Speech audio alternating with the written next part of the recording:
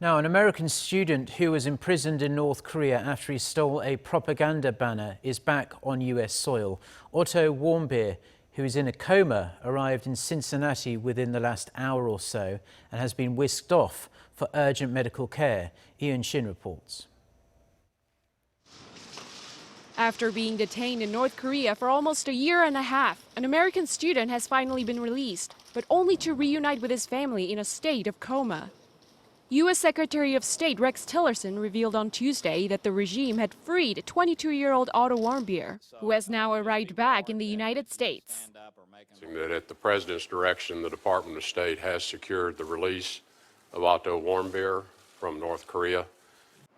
The release came after Joseph Yun, the U.S. State Department's special envoy to Pyongyang, had traveled to North Korea to demand his release on humanitarian grounds.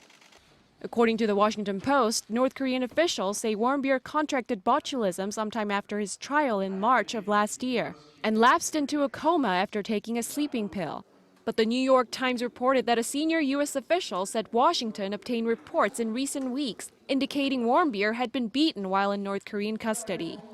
The University of Virginia student was arrested in January 2016 during a trip to the north for allegedly stealing a political propaganda sign from a hotel, and he had been sentenced to 15 years of hard labor.